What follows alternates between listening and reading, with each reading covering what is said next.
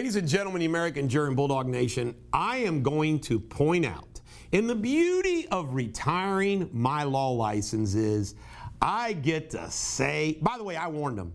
I said, you don't understand. Without having my law license, I can say what I want. So I get to do that. But I'm going to begin this with what I see as an incredible farce on the Northern Kentucky community. And you know what? It didn't come to my attention until the last days of the campaign. So I apologize, I didn't get to it. But they have formed this committee. It's been around now for years. I didn't know it. Called the Northern Kentuckians for the Judiciary. Now, I want to stress this. I've actually got a few lawyer friends who are on this committee. However, my lawyer friends who are on that committee, as well as the other lawyers, there's about 20 lawyers, then they've got a citizens group of like 4. Do you know what all of those members are not? There isn't one single lawyer, there isn't one single citizen who is a big-time Republican, and there isn't any of them are Trump Republicans, not one of them. You guys need to understand that the legal community is as woke and liberal as they can be. The court system is woke and as liberal as can be all across this country. True story. I saw an email this week from a big lawyer in Cincinnati, and he actually has pronouns. He, him, we. I mean, the big law firms, they do this stuff, okay? But you know what they did? They endorsed these candidates as if they are the get-all. Now, I want to stress this to you. Some of those judicial candidates that they endorsed, I voted for. Some of those judicial candidates are fine. But for them to act like they're the winner. So guess what?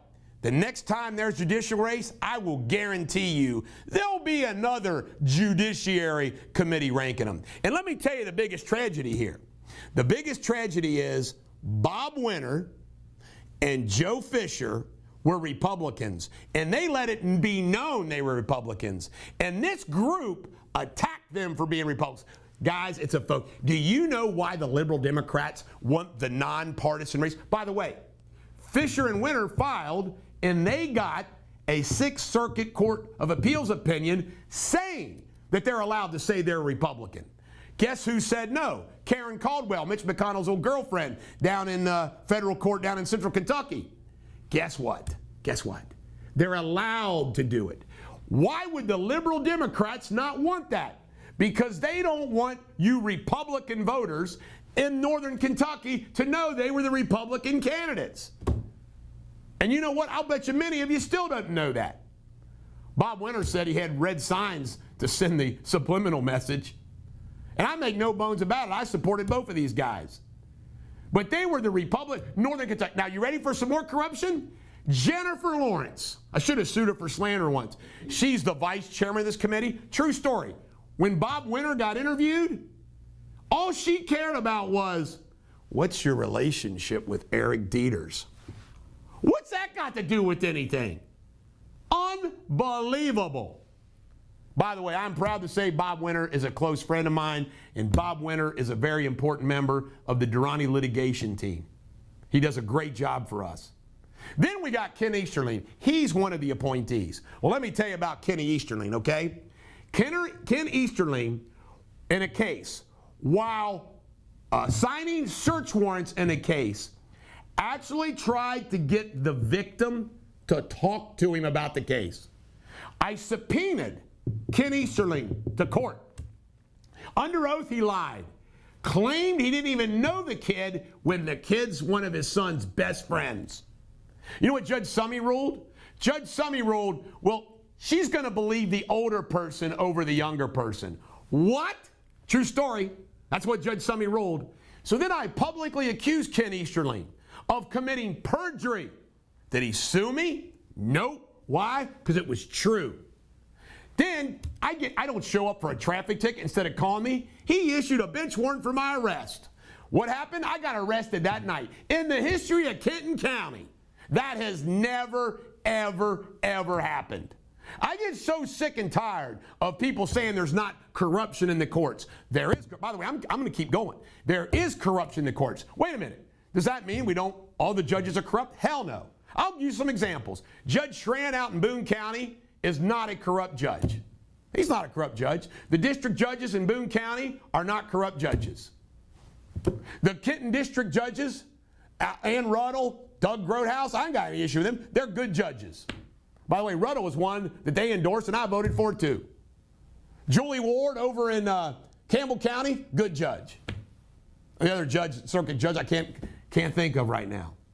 There are plenty of good judges, but there are some bad. By the way, I was in front of Judge Beck in family court last week.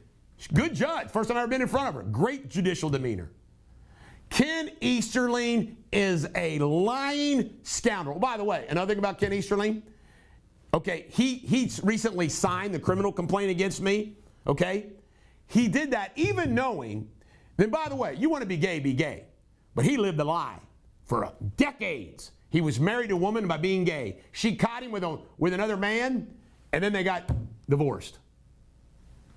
Ken Easterling. Hey, Ken Easterling, why don't you come out? Everybody knows you're gay. Being gay is okay. Why don't you come out public with it? It's unbelievable.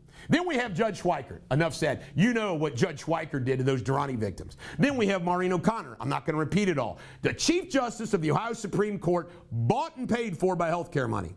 Then we got the Kentucky Supreme Court. In my particular matter, and I can give you countless other examples, in my particular matter, Kentucky passed a law that said you could not work in a law firm of whence you were suspended. That's why I retired in Ohio. We created a new law firm in which I work. I explained all that to the Kentucky Supreme Court, yet the Kentucky Supreme Court, all of their law clerks couldn't get that fact right. They filed a motion of contempt against me in October. It's been over a year. They admitted it wasn't going to be criminal contempt. It's just civil contempt. It's been a year and there hasn't been a ruling. I want a hearing. I want a hearing in front of the Kentucky Supreme Court. I'll expose them for their stupidity. Think about that. The Kentucky Supreme Court can't understand that I work in a law firm that's totally different than when I was suspended from. It's truly amazing. Then you got Michelle Keller. You know what Michelle Keller does? Michelle Keller's daughter works at DBL Law. Rather than just recusing herself, she reveals this on cases that DBL is involved in to see if we want to object to it. Are you kidding me? She ought to recuse herself from every DBL Law case. But no, she just asks you if you want her to recuse herself. Then you have the lawyers in these elections. Then you got, and I'm going to blow the doors off of this. There is a Boone County judge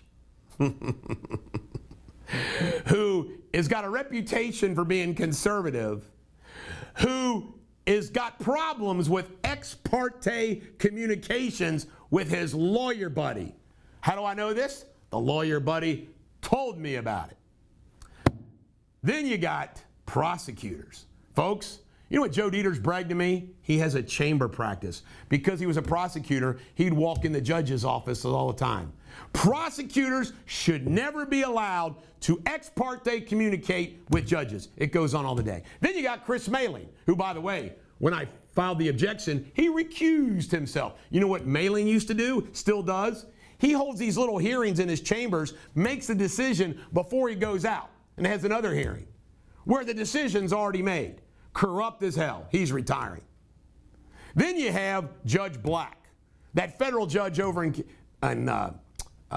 Cincinnati on our vaccine fight case that wants to sanction us $400,000 pay attorney fees. He put on an order that was completely wrong. Said we didn't respond to Rule 11 letters.